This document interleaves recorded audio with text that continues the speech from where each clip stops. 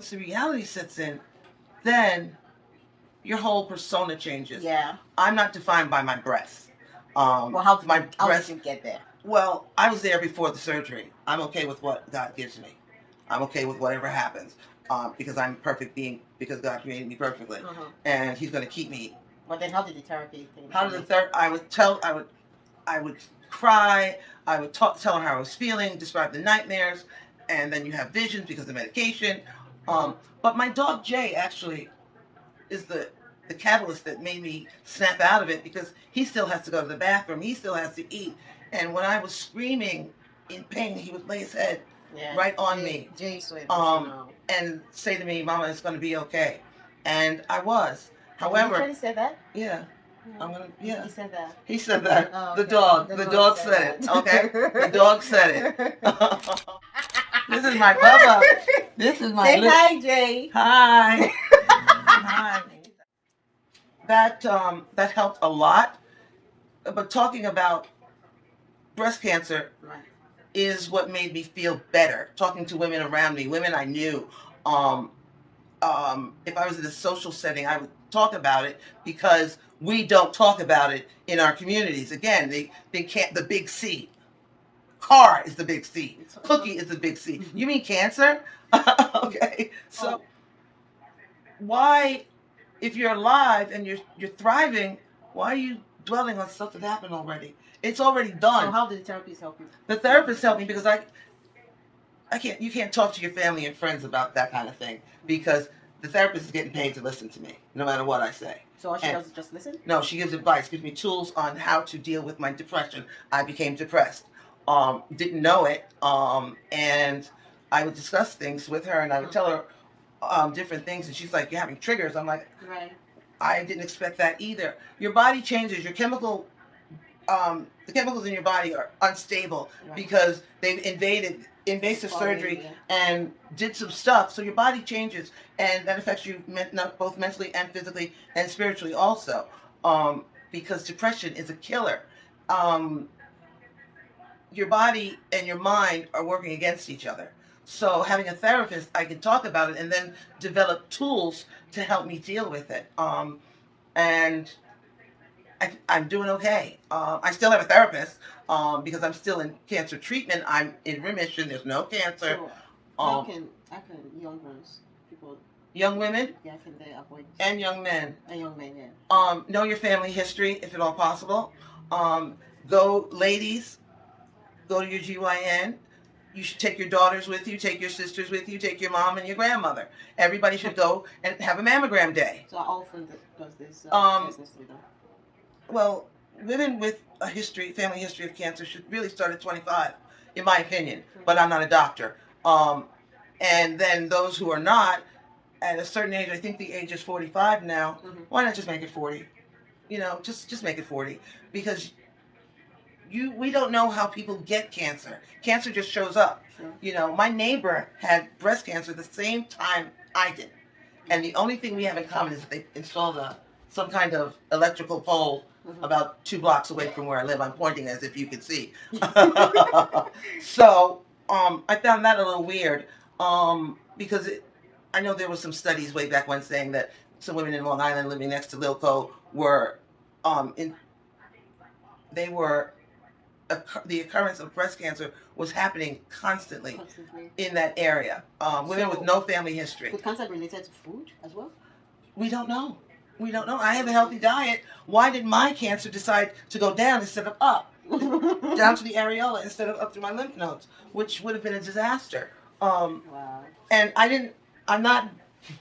hair's not short because of chemotherapy or any of that. All that's over. It did affect your hair, though. It did affect my hair big time.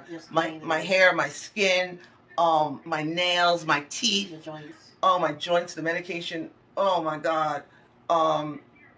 It was daunting. There were days that I couldn't lift my head off the pillow. There were days days and nights that I would wake up screaming because the pain was so bad, or I wake up shivering, shaking because I had a nightmare. It was constant. This lasted almost a year, because I had to have other surgeries during that time to fix some stuff.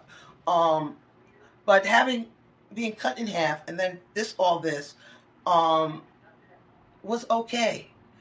You have to go through some trials and tribulations to appreciate the good. And I think by me hearing, I told you, I know the voice of God. And getting me in that Avon van, trailer, whatever, mammogram, mobile thing, saved my life. I was about asking how did the cancer change your life? How did it change? Oh, I was masking up before COVID. I was social distancing before COVID. Because you don't know how you get it. So I masked up every time I went outside. People would come in my house. I have sanitizer and all that good stuff on the side. Wash your hands. Don't put something on. Don't touch me. But I had to have bandages changed, so they had to come within, touching distance. But I had a mask on, and everything I was obsessing over every little piece of dust. If the water looks funny, it was really my taste sense, my senses were all screwed up. There's a lot that happens after the surgery. The surgery is the easy part. The recovery is the difficult part. And because I know who I am, and I know who my God is, I'm good. Really, really can't stress this enough. Get your mammograms. Go to the doctor. Ask questions. Talk to your family. Talk to your friends. They might not have cancer, but they might have other things that maybe they don't know how to express, but they don't think that anybody wants to listen. Nobody wants to hear about cancer. Nobody wants to hear about your surgery. And this is the most important lesson I want to leave with you. You'll know who has your back when you have a situation that's dire and life-threatening, but you come out of it. You have a total best friend that's always there for you, to pick you up, to boost you, to cheer for you, and that's God. And because I have faith. Oh my God! Okay, that's another story. Right? That's another story for another time. I was just curious though. Like, oh my God! Did you lose relationships? Did I lose it? The whole situation kind of scanned the people in your life. Absolutely. And you get to know those that are really not for you. And that's right. And there's a whole bunch of heathens out there. Okay. So that's going to be another video. That's going to be another I'm topic. Curious right now. Yeah. So. Well, you're good. I'm good. I think for me, it's your vibe, your positivity all through the whole situation. You have to be positive. What's the alternative?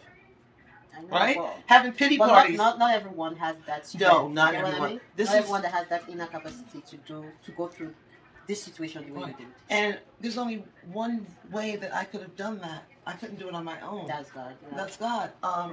You can't weather the storms if you're not protected. True. And there's nothing that God can't build up or tear down. But when he tears it down, he builds you back better. And I think I'm a better person. I think I'm more empathetic and sympathetic, more observant, but more obedient to God. And I'm here to say, you lived. I lived. I survived. She lived. I believe in miracles. She lived. And I lived. And I want to thank you all for taking this journey with me, because I feel lighter even now. We should be the one saying thank you for actually sharing your story. Or my story willing to, go through. Her story, his story. Right. You got a piece of my story. Right. And you are a part of my story because I'm talking to you guys and I know you're listening. So be safe and take care. Put God first. Okay? Remember, health is worth like. You have to be healthy. It comes to a point in your life, you just have to prioritize your health over money. Yes. It's very, very important. The road to hell is paved with good intentions, and the love of money is you're going to go into the fire pit. Don't chase money, let money chase you. I'm telling you. So, guys, I hope you enjoyed this video. Make sure to subscribe. Remember, you're the best for always coming back to our YouTube videos. We really appreciate you. If you enjoyed this video, do well to like, share, and subscribe. Yes. Drop a comment or any questions. And I will answer your comments. Yeah. I don't check them the same day because I don't know how. I'm still trying to finagle that. I'm learning. Yeah. But I will answer all of your questions. And you know what I'm going to do? I'm going to not only send you a text responding, but I'll respond because what you have to say might help somebody. True. Okay. So keep the questions coming. Right? Take care. Thank you for engaging.